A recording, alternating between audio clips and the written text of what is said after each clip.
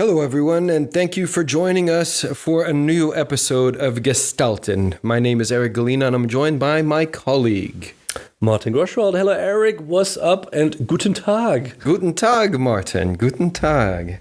How is everything for you? Everything is all right. We are here. The first month of the year is already over. January went by very quick. Crazy. And we're sitting here in this kind of interesting month, somewhere in between the CES and the Geneva Motor Show. And there's some smaller motor shows happening in between, but everything is currently building up to Geneva. So I think, we have quite a few things to talk about, but March and April is probably going to be the biggest one, for us as a whole. But what I wanted to say is, speaking of April, we don't even know if we will be going to the Beijing Motor Show this year because of the coronavirus. Oh, no. I have heard rumors that it might not go ahead. So, Really? If that is the case, then we will only have one big show in China this year, apart from two. And so, obviously, there's going to be much more side on Geneva, I think, than ever before with this potential cancellation of Beijing. By the way, this has not been confirmed. This is just based on some rumors and people talking from what I've heard. So that's pretty serious stuff, because if there's one place that motor shows still reign supreme, it's over there in China, in places like India as well, which is currently holding their main motor show right now, the Indian Auto Expo, India's Auto Expo. And that's some crazy news. I mean, I know there's been a lot of things that the coronavirus has affected. Certainly, in terms of people walking around, it's like a ghost town over there in a lot of those towns, not just in Wuhan, but in other places where people are on lockdown within their homes and food shortages and all the rest. And people are already calling a doomsday on the automotive industry because there's no sales. There's people are just staying at home. So yeah, it's looking pretty bad over there now. Whether or not they're overreacting to something is that's for another topic. But nonetheless, it's been some interesting times. Indeed. So apart from that, we've started really well into the 2020s. Yeah. We have started a new project called Pathfinder. We'll talk about that a little bit later as well. But that took a lot of time over the past year, and obviously going into 2020, quite a bit of time as well. But I would say, let's actually start with India Auto Expo. Yes. Well, something we've never really covered. I think this was the first time that we decided to actually talk about that. Yeah, I mean, I don't think it's really been, because it's really interesting. I mean, first of all, I want to say I really did miss not going to Detroit this year, because I always love to start the show off that way, and I think I mentioned that in the last podcast we did. But because of that, it's really shifted focus into what have been really little kind of one-off unveils up until now, just like the Seat Leon, for example, being launched at its own private event. Little things trickling out, like the Alpine concept car, the Sport Sex, which is a crazy ass name. The French love it though. Sport Sex. But no, so yes, I don't think we have covered the India Auto Expo before, but it's certainly worthy of coverage. Mainly because, as I said before, in places like China and India, the auto show still reigns supreme. I'm not sure if I almost went to the Auto Expo actually back in 2012, I think it was. I had a visa and everything, and in the end, I did not go. But it's a very interesting market over there, and mainly because I think we're seeing a lot of market-specific vehicles. And things like, companies rather like Tata, which are huge, Maruti Suzuki as well. I mean, it's a big market, and it's growing in importance as more Indians become mobile and start looking into buying vehicles, getting off mopeds. But, that is another thing that's very interesting about the motor shows in the Far East. It's that, well, Shanghai perhaps to a lesser extent, but in India, a lot of the guys they get mobile by first getting on two wheels, which is the case in China as well. But so the India Auto Expo is not just cars; it's not just four wheel. Just as Shanghai, they have a lot of bikes on show there as well. So that's quite interesting. But I think for us, we tend to focus on the automobile industry, greater mobility, of course, as well. But let's kick off with some of the things that were unveiled in the for the press days, because the show doesn't actually open until this Friday. The Tata Sierra EV concept, I think, was pretty much the headline for me, because it was built in the UK, it was designed in the UK, and because it effectively is a future look at one of the mainstays for the Tata brand in the Indian market, which is the Sierra. It's been being built, I should say, since 91, which by Indian market standards is just like China, right? That is a long time. In the Western world, 30 years isn't that big of a deal, right? But over there, that's a long time to be, building a car, have a nameplate in production. So, I think it's really very interesting, but it does certainly plays on a whole lot of trends that are happening right now in terms of car design. Oh yeah, and I think if you look at it, and we have to say, obviously, we haven't been to India, and we haven't been to the show, so we can only judge it again from the pictures, but what for me is evident over here is the influence, or not maybe the influence, but the cooperation between Tata and JLR. And especially on the Sierra, we'll talk about the HBX concept a little bit later, but if you look at the Sierra, it pretty much looks like and I don't mean this in a negative way, the cheap version of the Defender. It might be based on the same platform. It's clearly very similar in terms of styling, in terms of this kind of product-y approach. Looking back into when the Defender was launched in Frankfurt, we were all over it, and we were comparing it all the way with the Honda E, and going into kind of a new direction of car design, which is very product-y based and very simple, simple shapes, pretty much, not too complicated. And the Sierra is pretty much like that. So I had very much a feeling when I first saw it that this was probably the closest, and this is the highest level of collaboration that Tata and JLR have done so far. So obviously, for everybody who don't know, Tata is the parent company of JLR, so Jaguar and Land Rover.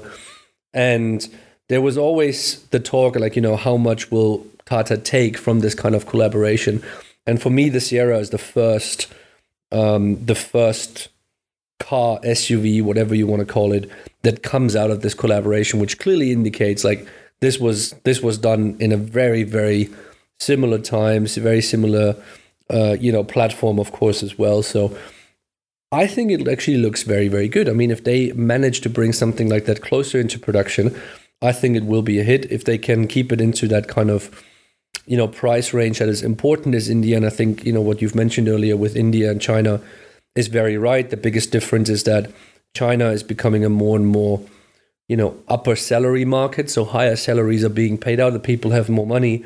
Whereas in India, the cars are still on a very cheap end of the line. So if they can make something like that work, I think it could be a massive hit, because it is extremely modern. I don't think the roof, the full roof with all the glass would make it into production. But if it stays similar to that, man, I'm all for it. And this is a really good piece of design, no matter where it comes from. And Tata have sometimes the problem of being Indian is hold against them, especially in terms of design. But this one, if Land Rover would come out of this, come out with something like this as a mini Defender or something like that, or a super entry level car, nobody would be angry with it. So that's a good one. Yeah. I just did a little look around here, and it seems like it's based on the Tata Ultras concept, which was, if you remember back a few years ago, they had this gold covered or colored rather show car in Geneva.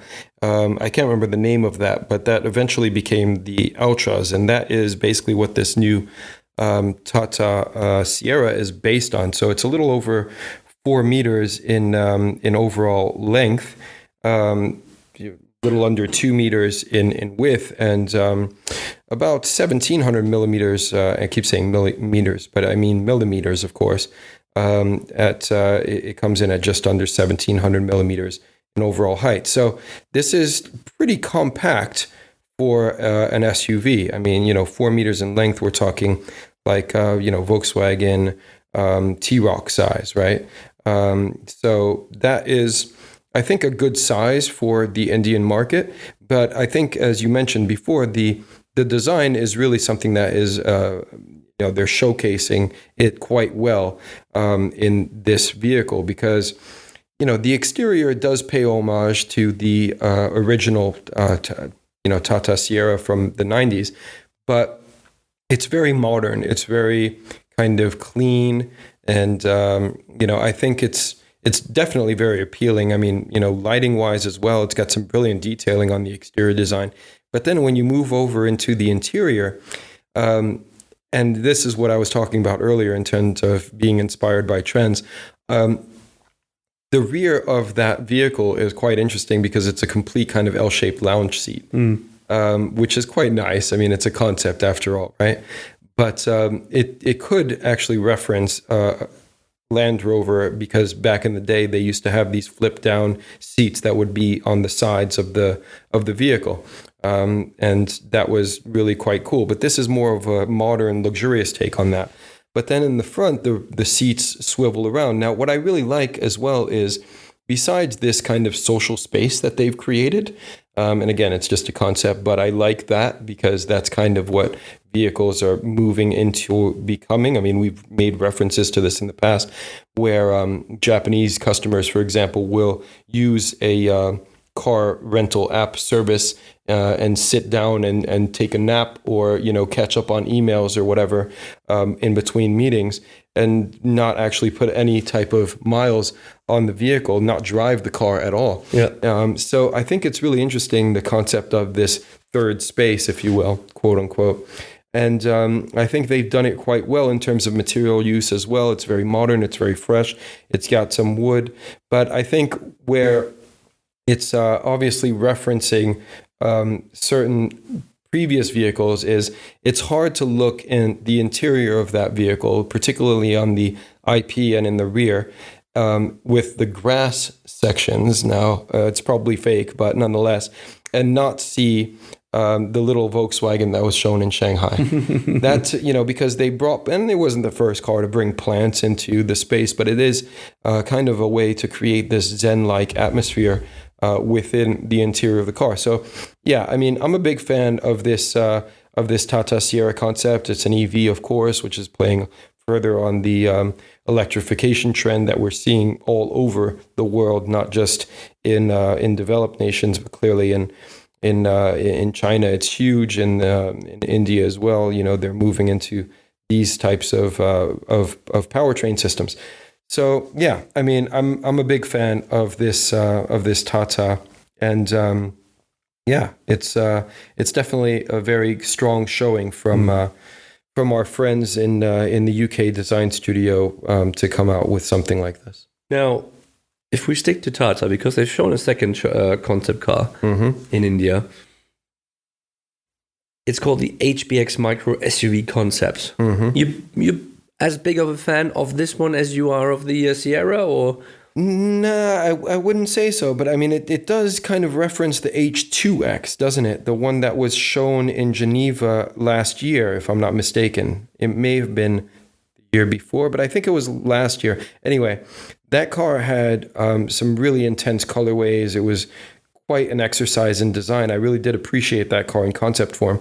Again, it's really difficult to judge a vehicle when you don't see it in front of you. And that's, I think, my biggest issue with, having to talk about that car without actually seeing it. You kind of, it's a one-dimension type thing, where vehicles, of course, are always appreciated best when they're moving, or even, in terms of seeing them in 3D on a show stand or whatever, right?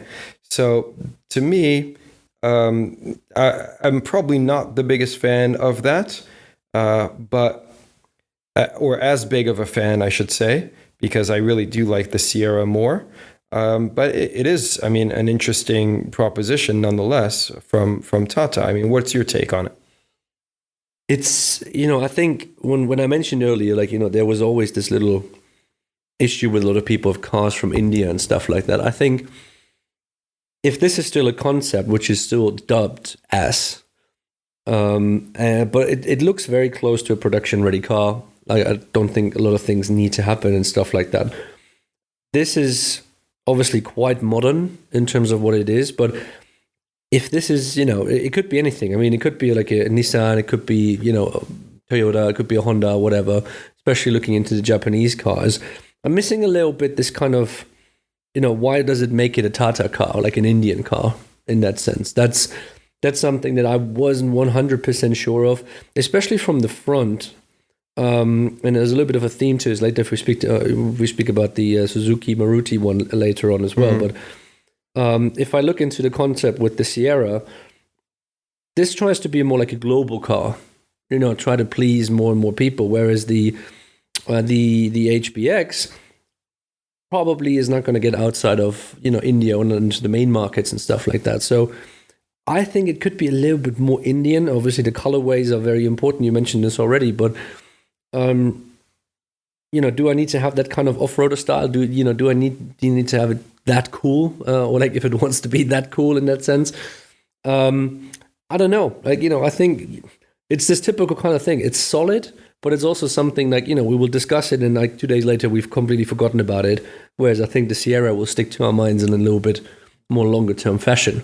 So that's the way I see it, well made, all good, but nothing that we will remember in 2-3 years time, probably in that sense. I see what you mean. Like, I mean, I think it's an interesting little vehicle. I mean, but again, it is harnessing a lot of the trends that are happening within, the automotive industry right now, the automotive design industry, where, it's got a two-tone colorways and matte paint and all the rest, but it is a closer version to a production version of the H2X. And I did actually like that car when I saw it. And I mean, do they need to be all butch and like, off-road looking? I don't know, maybe, yeah. India's roads aren't the best, right? So, you got a lot of cow running around and stuff. Maybe you should put some bull bars in the front of this thing. I don't know, but it's a concept, right? It's again, like you said, a closer to production version of the H2X, perhaps. But this HBX, I mean, they're calling it a micro concept, a micro SUV rather, and I think compact cars, because of the congestion issues and all the rest, maybe they have parking issues as well. I don't know. But, something that measures in smaller than, 4,000 millimeters in length is quite good to have, especially if you can still fit 5 people in it. So, but as you mentioned before, the smaller vehicles, especially because this is also based on the Alpha platform, because the Alpha platform is modular, so they're able to accommodate different size of vehicles upon it. Now, that brings down the cost, and the Indian market in particular is quite, just as a Chinese market, quite cost sensitive. So if you can do something based on that same platform and give it a different appeal, I think it's a totally different demographic, as you've mentioned. And then the Sierra, they're talking about this being, having natural, ICE engines as well. There's no talk about this being EV or anything. So, maybe there will be an all-electric version coming, probably. But yeah, I mean, this is very much more near term for Tata, it seems. Yeah. Whereas I like their kind of future vision exploration for the Sierra. The HBX, as it were, is more what's imminent. And yeah, I mean, I like it. I'm not as big a fan, I should say, like I did. But it's not a bad looking thing, and I'd be really interested in taking a closer look around and sitting inside one and all of that. Cool. All right, now moving on.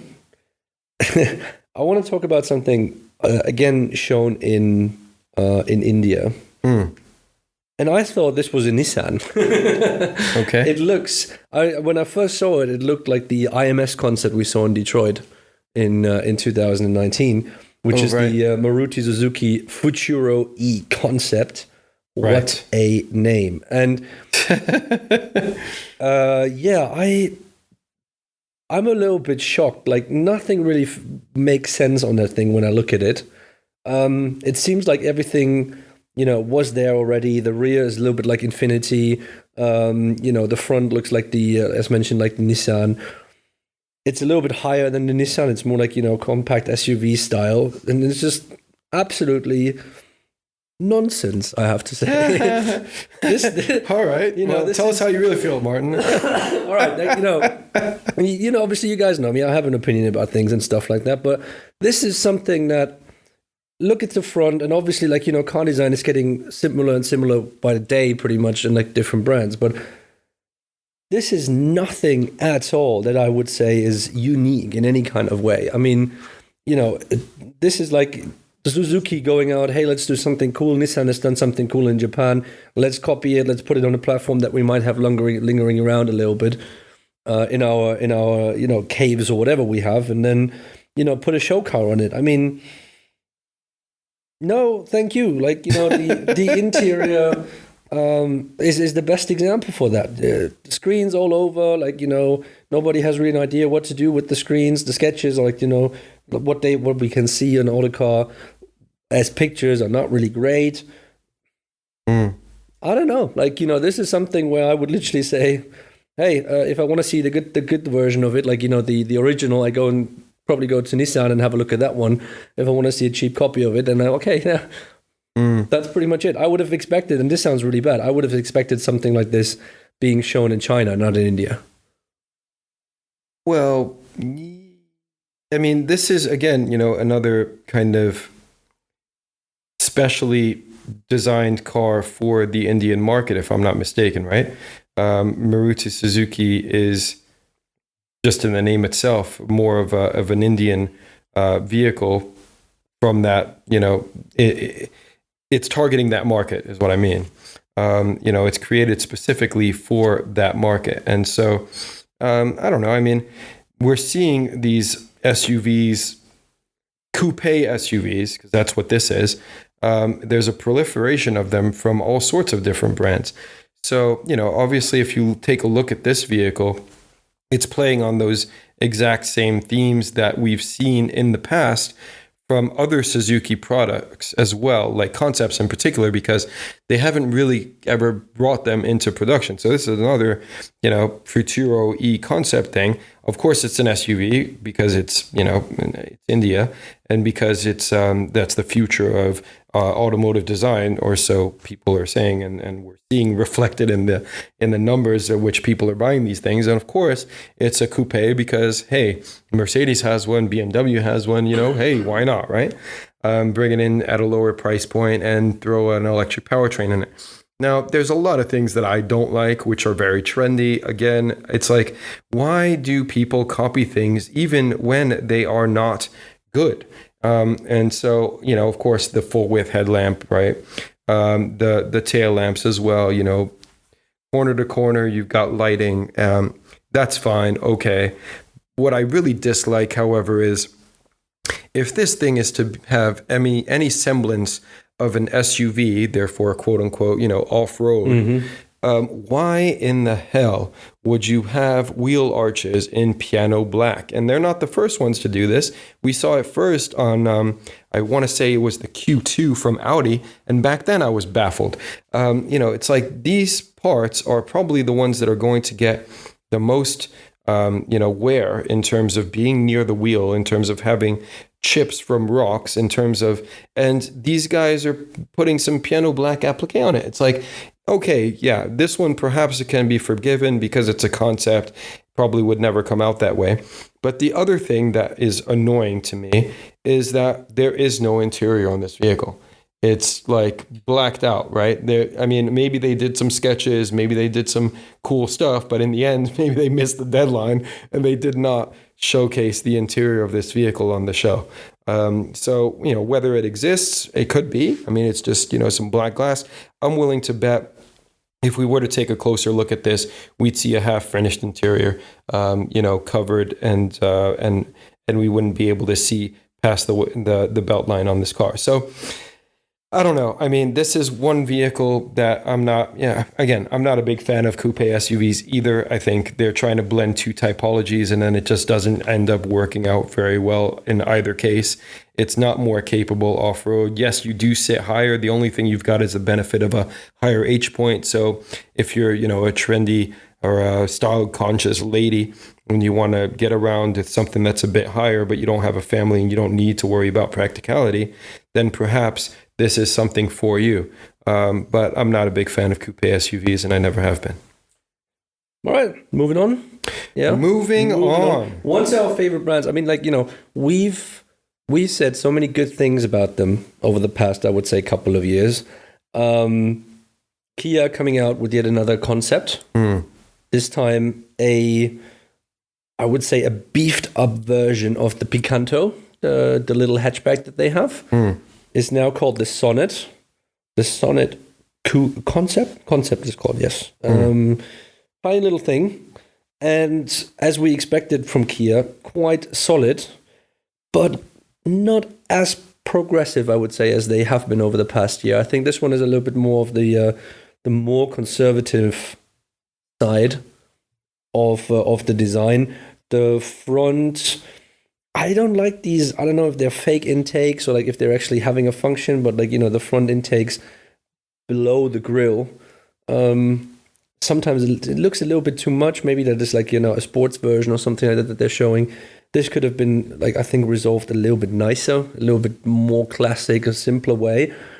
But in general, again, I don't want to spend too much time on it because it's yet another car that doesn't have an interior, and I think we shouldn't give that much platform to cars that don't show the most important thing. Yes. You are sitting in that thing and driving it. It's just yes. It's almost like, you buy a phone and you buy a dummy phone and you have nothing inside to actually try it out. Yeah.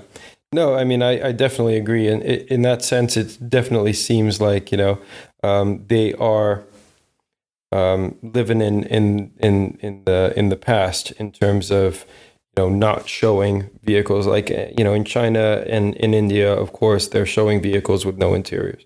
And whether that, it's just a concept to gauge the form, to gauge public reaction to people and, just saving money essentially because, obviously in developing an interior beyond a virtual model or whatever is costly.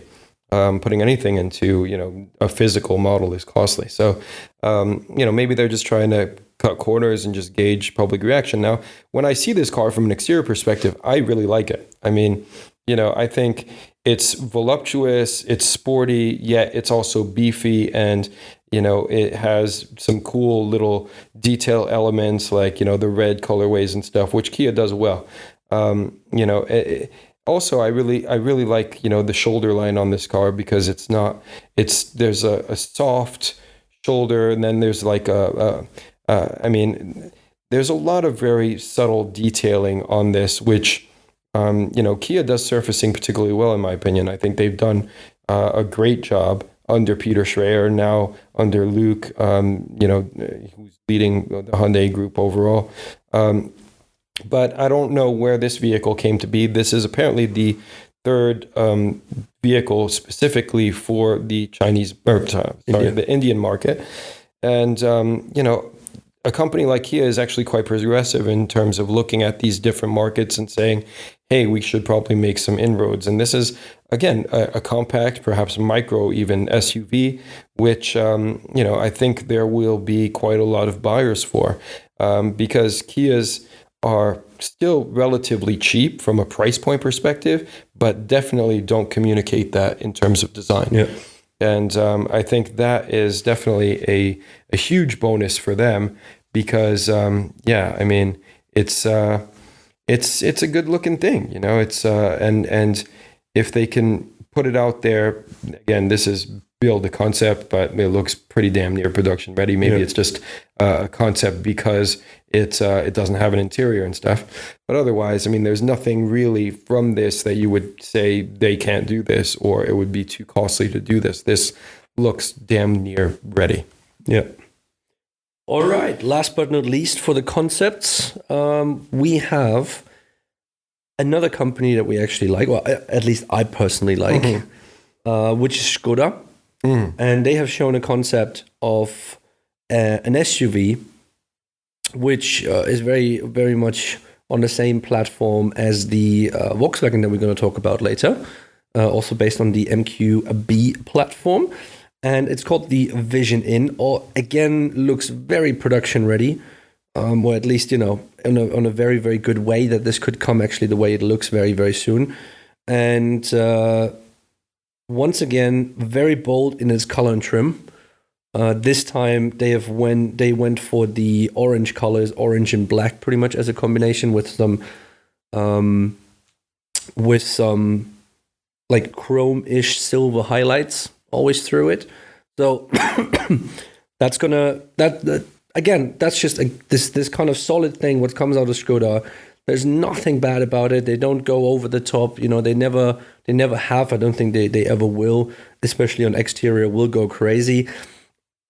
I think, you know, the grille, or like the front itself, the lights are pretty cool that they have implemented in it. The grille, I don't know yet if I like it. It looks a little bit like this BMW style, getting bigger and bigger and bigger. I hope that they will not going all the way to that, but it certainly has, especially when you look on the pictures from the front, it becomes a little bit this BMW style that develops there.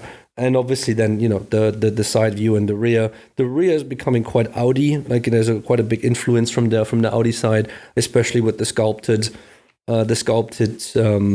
rear lights. I think is something that we've seen on last generation Audis that are now coming into the Skodas, which actually looks good on them. I have no problem with that.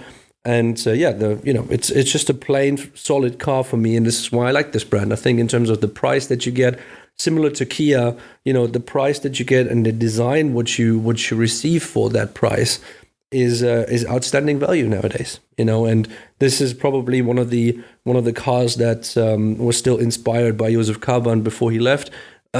Even though it was carried out by Oliver Stefani, but the style of the car and the kind of indication of what's going to happen is certainly still Joseph Karban. And when you see something like this, you can see why BMW was interested in hiring them back in the day, especially when you see the front and something like that. But unfortunately, he hasn't lasted at BMW because, you know, if he would have developed Skoda into that kind of way, then he could have been even a competitor to BMW in terms of styling, in terms of the front styling. That's the biggest takeaway I have from that. But again, you know, plain solid, and you know, if this is anywhere near to the production version, you know, it's great. It's good.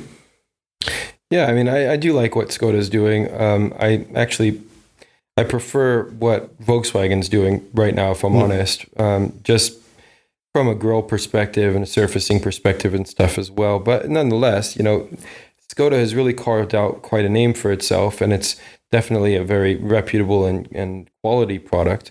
I mean, the interior and the colorways of this Vision In is, or IN or whatever you want to call it, is, I think that is stronger, shall I say, than the exterior. From my personal preference, from my perspective, in terms of, you know, sustainable material use, in terms of perforated elements, it just looks more quality. And I'm sure, you know, because they share Volkswagen parts bins, that there is going to be a higher level of quality than there would be, say, in perhaps, a Tata product in this Skoda.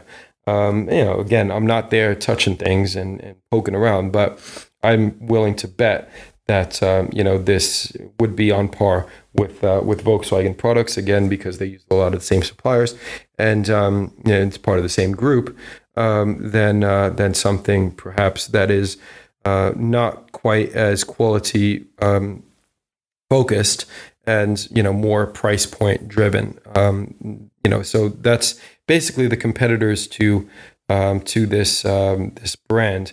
Now it's also, you know, it's this thing is a little bit bigger than the T-Roc. It's just like I think it's 4256 millimeters long. So the Volkswagen T-Roc is just a tiny bit shorter, but in terms of the Karoq, this is smaller than this, or even a Jeep Compass. It's a smaller vehicle.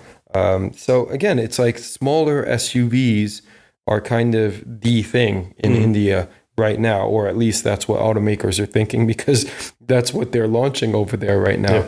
Yeah. I mean, from a specific product perspective, this Skoda Vision IN or India or whatever I think is quite cool. Yeah. So hats off to the Skoda guys. Speaking, you mentioned obviously we mentioned the platform already, and this is still officially declared as a concept. But I still think that the Skoda is very much production ready. Now, however, what is production ready indeed, moving into the production cars that were shown in India, is the Volkswagen Taygun. I have no idea. They have some weird names nowadays. I'm going to say it's Taygun. Taygun. As long as it's not taken. Yes. I always love it when people from different countries try to pronounce things like, state parks in California, for example, when the Hyundai. Anyway, there's quite a lot of different things that, people pronounce quite differently in Europe. And you're like, dude. But anyway, let's go. It's the same for you with German, like Porsche. Yes.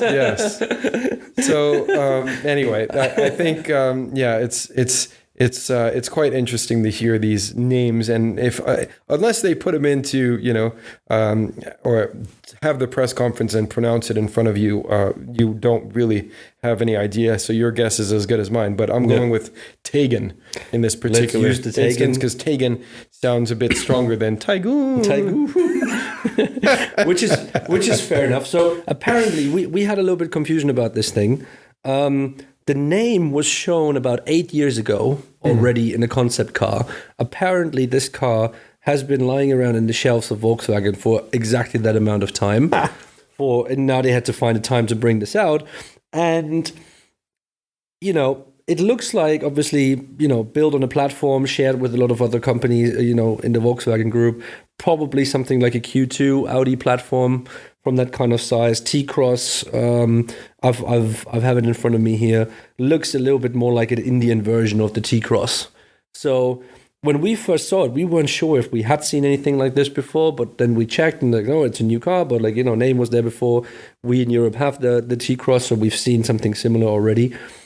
But it's this kind of very classic Volkswagen style. Solid, nothing outrageous, nothing special. Has this kind of Volkswagen belt line with it as well. So, looks like a tiny little version of an Arteon, which I like, especially, uses that kind of front indication as well. Only thing I find a little bit ridiculous is the parametrics on the C-pillar. Like, okay, cool. Yeah, if you want to do that, fair enough. Maybe that's cool in India. Maybe that's cool in China. I have no idea. But apart from that, it's what you've mentioned, obviously what Volkswagen is doing. It's just plain solid. And Volkswagen is not that company that's going to come out and going to, blow you away with some incredible new designs and incredible new ideas. It's just not that kind of company, even though they want to change a lot of things at the moment. But I think if that car is priced in the right way for India, it's going to be a massive success. And let's not forget, it's a Volkswagen. Yeah. I mean, when I saw this, obviously I remembered the Taygun concept that was shown a few years ago, and I really liked that one. And it seems like, I don't know, Volkswagen, in terms of bringing that into production, just kind of made things a bit more complicated, which is strange to say from a Volkswagen perspective, because they've always really valued simplification. Certainly during the Walter de Silva era, that's all everybody ever talked about, right? Remove lines, make it simple. And so the Taygun, from a concept perspective, was really something that I quite like. Now, if you look at the the production version here, which is basically the same. It's apparently, or could be, I'm not sure exactly, built on the same platform as the Skoda Vision in that we talked about before, which is the MQB, the A0 version of Volkswagen Group's MQB platform, and it looks like it's just been put through this Volkswagen thing to make it more aggressive than it was originally in concept form. And you talk about the applique on the D pillar or the CD pillar. I think that is kind of unnecessary, but it seems to be the way that Volkswagen is doing things now. I mean, remember the electric version that they showed in Frankfurt had a similar treatment. And, I don't think that's necessary, really, at the end of the day. But otherwise, when you look at this vehicle, it's a very nice, certainly very relevant concept in terms of what people are buying these days. But then I guess, I don't understand why they would have had to make it more complicated from a front and a rear end, specifically a lighting perspective. And then again, the piano black wheel arches that I really don't approve of. But hey, otherwise, yeah, I'm sure it's fine. I would love to see it again from an interior packaging perspective because it's quite small. This is sub 4 meters. So I think, but if it's even hovering around 4 meters as the Skoda IN or in, it's pretty compact for a little 4-door SUV. Yeah, no, it sure is, and it's going to be interesting to see. Like, obviously, this will never come to Europe. This will be an India only car. But I think it's a good kind of sum up of the India show. So solid things, interesting kind of developments.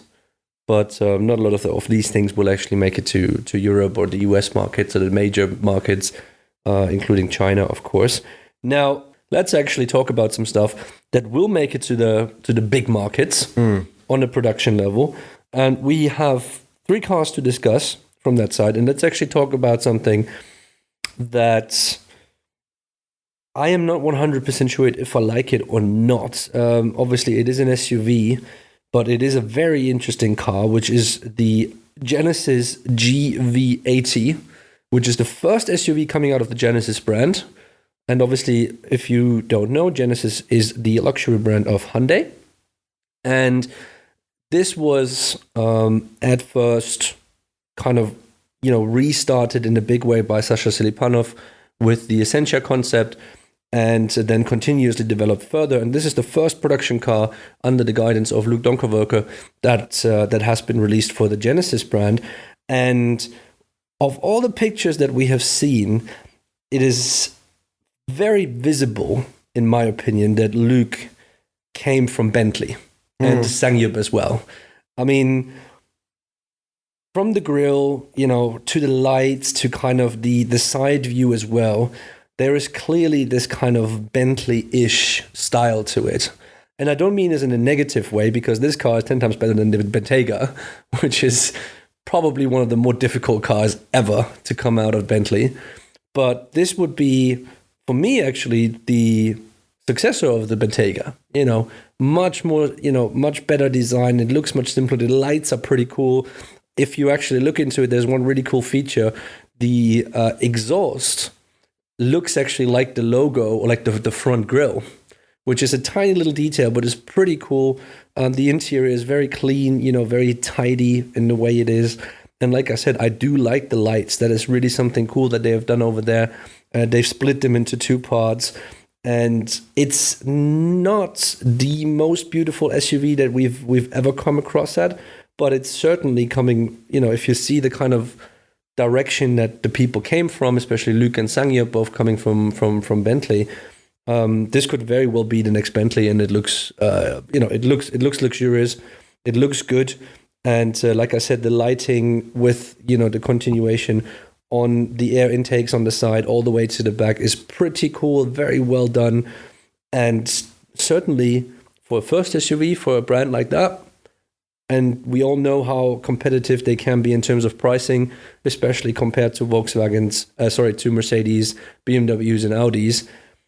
this is going to be very interesting to see how it will do, especially in the States. This looks very, very much like for that market. Mm-hmm.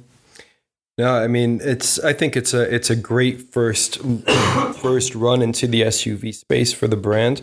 I really do appreciate Genesis products, not only because I know a lot of people within the design team over there, and I value their taste and their opinions, but I really do like the fact that, I mean, this is a car that was first shown in concept form at New York, right? Mm-hmm. Genesis kind of owns New York. They have no competition when it comes to other rival car makers making as strong of a showing as they do.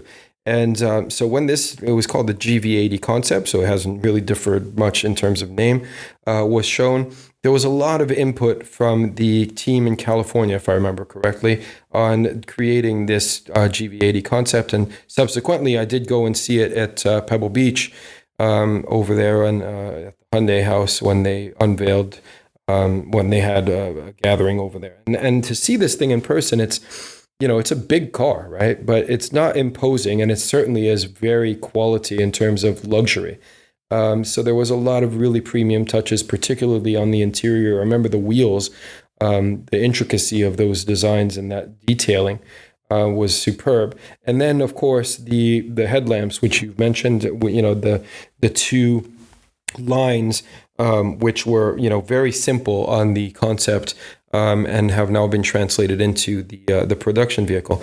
I'm a bit gutted because I was invited by Genesis to go out to Miami and see the North American debut of this vehicle.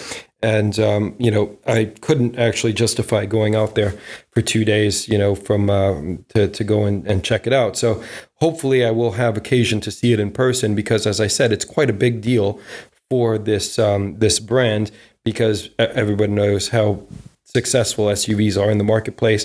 For a premium brand to only have sedans, which so far that's the only thing that they've done, quite good sedans as well to drive, but the SUV is all important. And I think the GV80, now the production version is quite nice. There's a lot of very cool detailing, a lot of subtle things as well, but there's, I guess, some Bentley-esque touches, perhaps.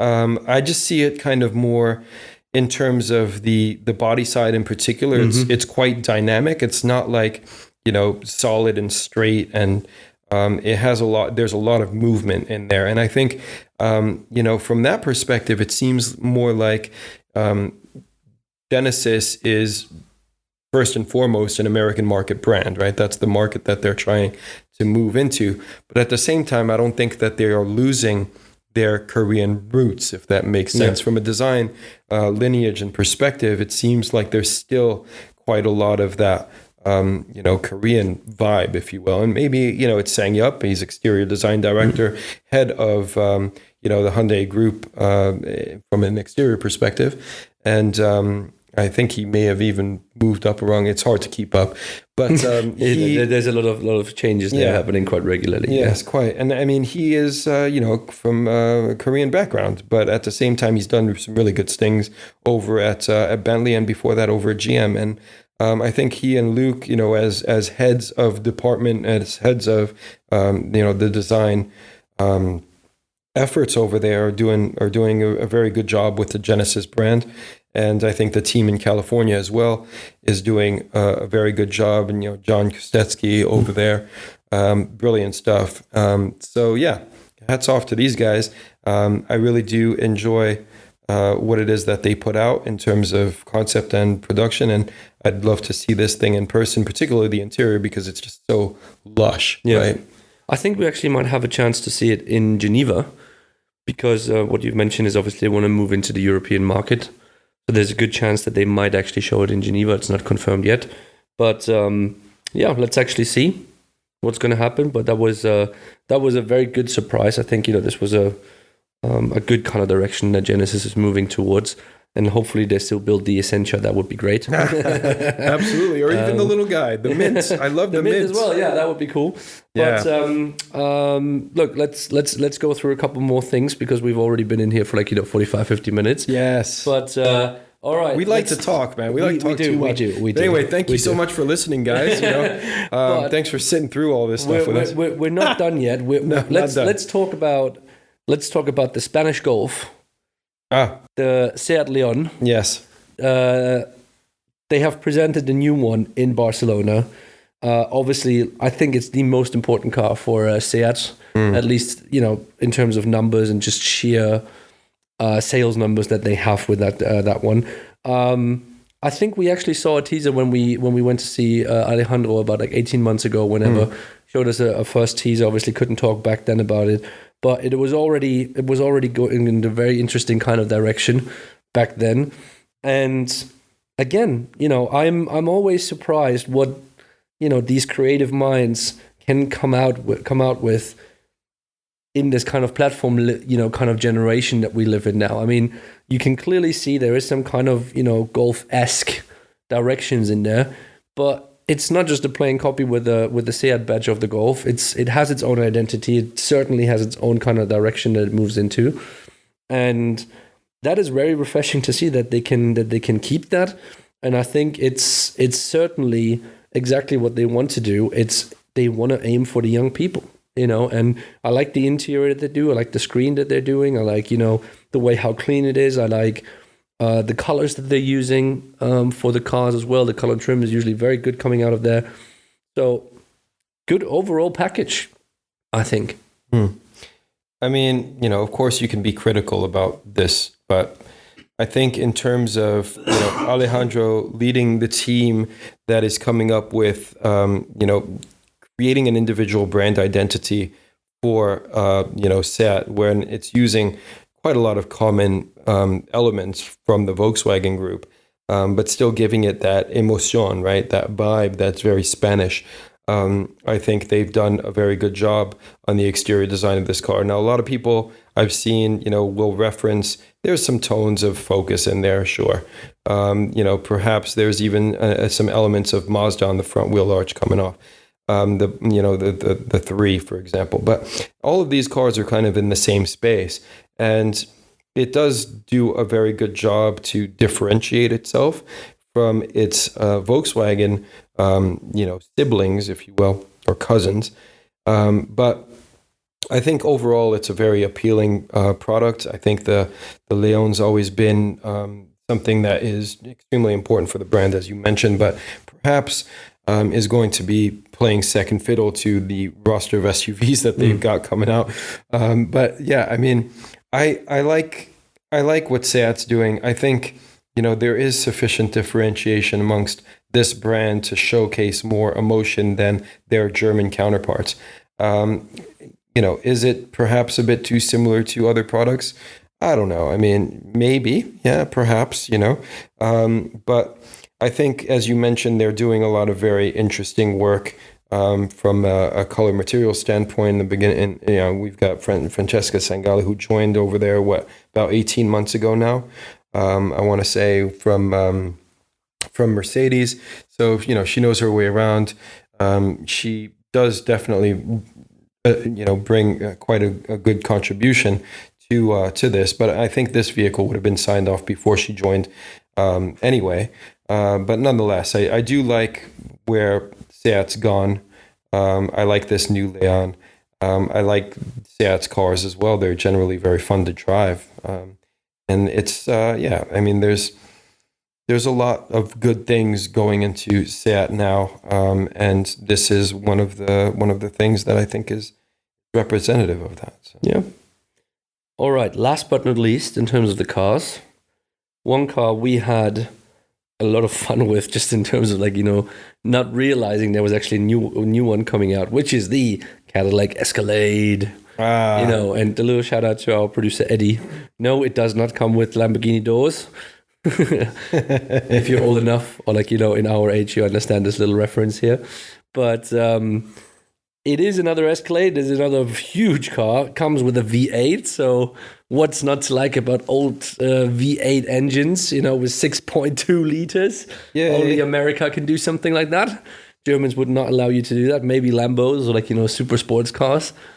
But in short, biggest difference actually on the interior. Yeah, absolutely. Exterior, I would say for the untrained eye, hasn't changed that much. You know, maybe a little bit more modern, a little bit more bling bling from, you know, in certain kind of areas, a little bit more chrome, but more of an evolution. It's certainly not a revolution from an exterior perspective. Where the revolution is actually on the interior. I would have to say, in terms of all the screens that they have included, and let's say taking more away. It's not the traditional kind of American car anymore, just overloaded with buttons. This is quite clean, actually. Yeah, I mean, definitely. I think the interior is the highlight. Obviously, we've seen the GMC Yukon and previously the Chevy Tahoe, all of which share the same underpinnings, right? So we saw the new Tahoe, then we saw the GMC Yukon, and now we're seeing the Escalade. So the Escalade, I gotta say, you know. Of course, this is a vehicle that we've seen in numerous like hip hop music videos and stuff like that. And I think Cadillac's always had this incredible art and science, you know, design language. And I really do appreciate that very much. You know, where they've gone specifically in terms of lighting at the rear and in the front was always kind of iconic for a vehicle that shared so many other elements like doors and everything else from, you know, lesser quote unquote vehicles from the Chevy brand or the GMC brand. So I think that it was always more visible. And, you know, even, I mean, there's so many stories about like people parking their Escalades and coming out and the car being gone because you could easily transfer the front end and the rear onto your lesser you know, your lesser Tahoe. And anyway, so those things would get stolen like crazy. It was at one point the number one stolen car in the US. But anyway, I'm deviating now.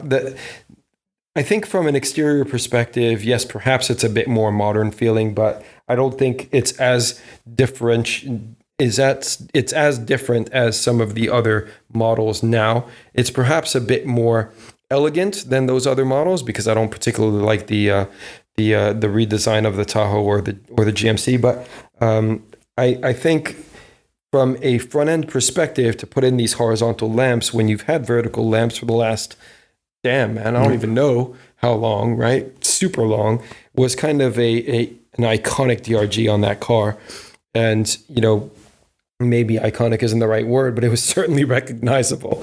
And I think now you'll kind of, you won't really know if you're not all that familiar, and you don't see that much larger Cadillac crest in the center of the grille.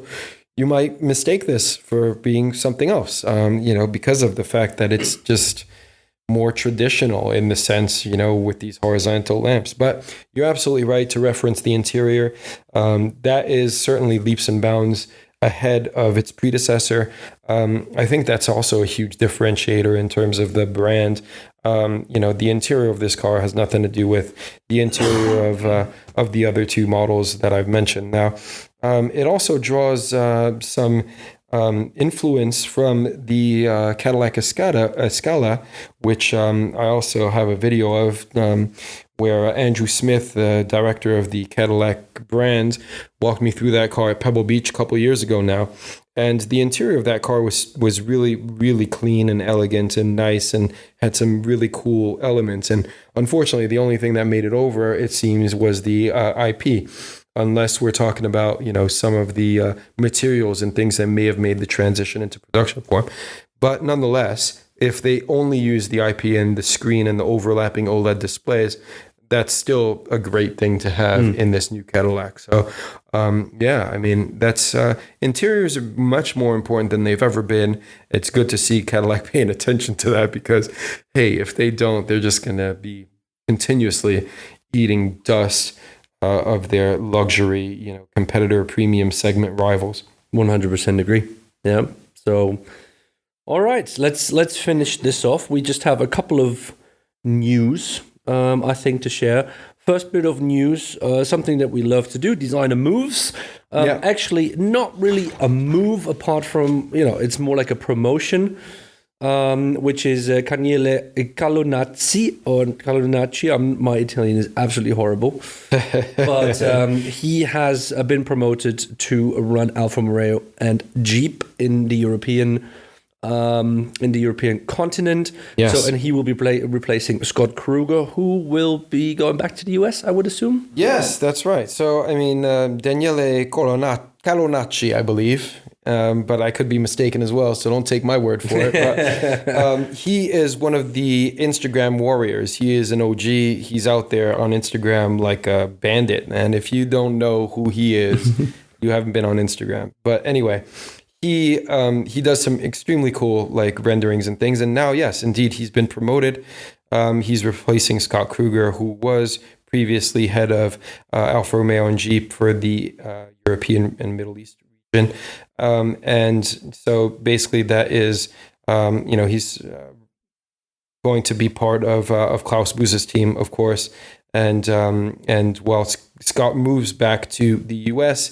in a as yet undetermined role, I don't know. I've reached out to Scott, but I don't know where he's going. But apparently, and according to Klaus Buse, he will be taking over a new brand. So that was the opportunity that he took and that he went for. Now, I know he liked Italy. Who doesn't? So he's probably going to miss it. I mean, him and Klaus were really close and as an well. American coming there. It's like the perfect thing. Yeah, but he's like a super nice guy. I mean, if you have a chance, go to YouTube as well and just do a quick look at the Alfa Romeo Tonale video that I did. He is very down to earth, super like nice guy, and I think he did a very good job on that concept vehicle as well, which is going to be hitting production quite soon. Daniele, on the other hand, was responsible for the exterior design of the 120, which I also have a video of on Form Trends, and certainly something that was one of the stars of Geneva for me last year. Yeah. And so he's earned it. I mean, he's been with Fiat for a number of years. He was previously promoted over there, and but he's been with Alfa Romeo and with Fiat, for the last 10 years, I think. So I mean, he's a guy. Also, he's Italian. That is well suited, I think, to move the brand forward. And Alfa Romeo certainly could use a bit of cracking of the whip, shall we say. I mean, I think their designs are good. It's just I don't really know why they haven't been as successful as some other brands. I mean, maybe it's just because they're not as well known.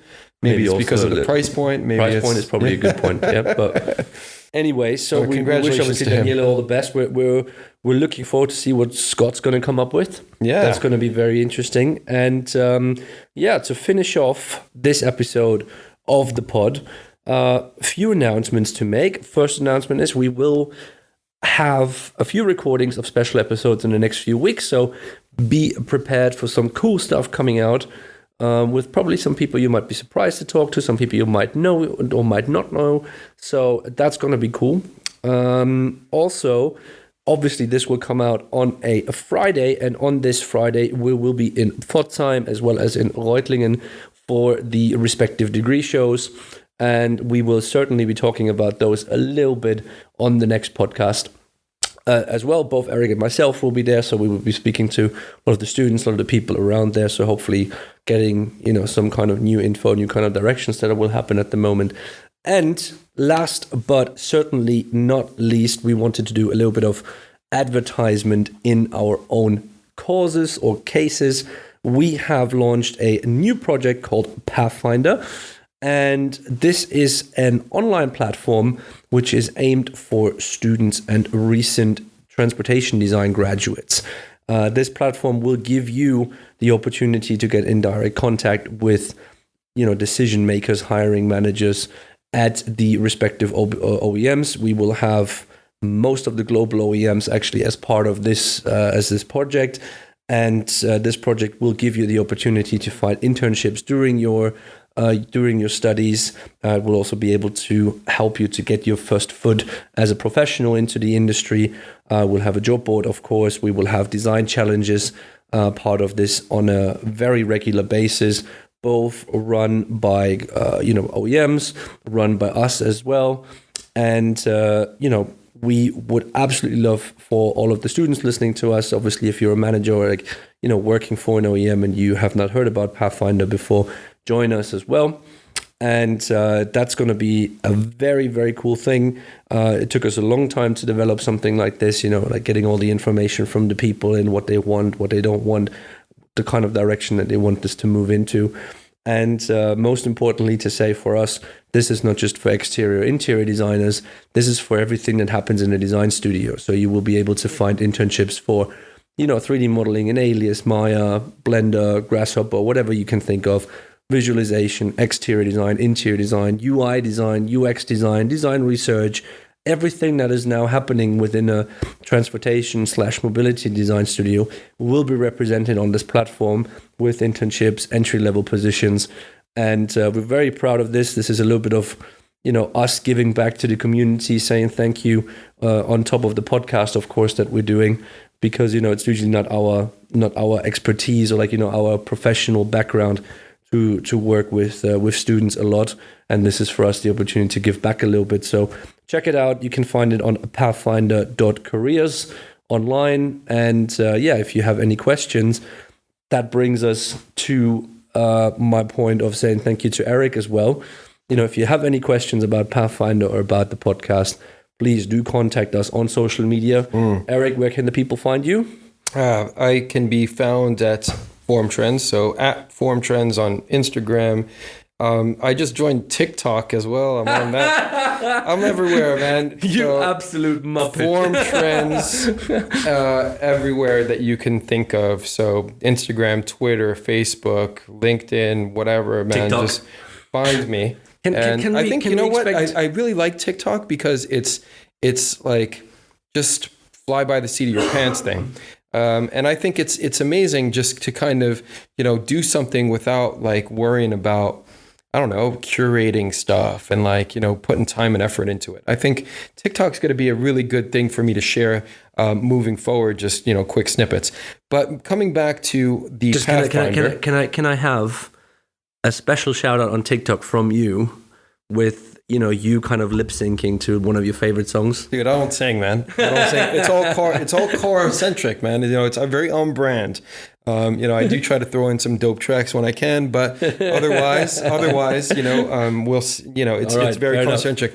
But the Pathfinder thing is something that, yes, is very exciting. And it's really great to see something like this coming out because, as we said before, there's a lot of opportunity out there for people, but generally they're not together. So we're creating now a network where people can, find one another and people can come in and from various different companies, look for specific skill sets. And then the designers themselves, the young aspiring designers from a range of different backgrounds can come in, look for specific internships, compete in design challenges, and really get to be known and seen by the hiring managers or the people that are going to be offering internships so that you can get a leg up in getting a career in the automotive industry. And automotive design has always been a very competitive and challenging industry to get into and break into. And I don't think that the schools that are happy to take students' money are particularly good at helping them in terms of, career exploring and opportunities out there and having them, find that job, in terms of advising them as to what is the best way for them to enter their career. So pick your profession, develop your portfolio, upload it onto Pathfinder, and, the companies, the people that are in those positions to hire people and bring you on board will take notice and see you, and hopefully we'll be able to help some people off the back of this. So yeah, it's a great endeavor. Sign up or spread the word if you're not a student and you're not eligible, because it's only for students and recent graduates up until 2 years after they graduated an accredited design university. And, if you're not one of those people, you probably know some people that are. So help to spread the word and let them know. Share the love. And if you want to find Eric on other social media sites such as LinkedIn, Eric Galina is how you can find him. You will be able to find myself at Concept House on Instagram. We have Twitter, and I think that's it from social media. We do not have TikTok yet. I will not go on to that. I'm just, I barely understand Snapchat. Like, how am I supposed to understand TikTok nowadays? Snapchat is dead, bro. I'm not 14. But TikTok, I think, I've been in the social space for a little while now. I do enjoy it, and it's fun. And, Snapchat from a personal perspective, perhaps. But again, I'm not a teenager, so I don't really have much interest. Unless my the marketing guys will tell us, like, okay, we're doing a Concept House and TikTok now. You won't be able to find me there unless those guys will tell me. I don't have a marketing guy, so I'm on that. It's just me. But if you want to find me on LinkedIn, you will find me at Martin Groschwald. And so that's it for this episode of the Gestalten podcast. Thank you very much for listening in. And we will be back very soon with an episode before Geneva, previewing a little bit what's going on and reviewing a little bit what happened in between. And of course, with a few, and hopefully, well, not a few, but 1 or 2 special episodes. So stay tuned and you will hear back from us very soon. Thank you for listening. Cheers. Take care, guys.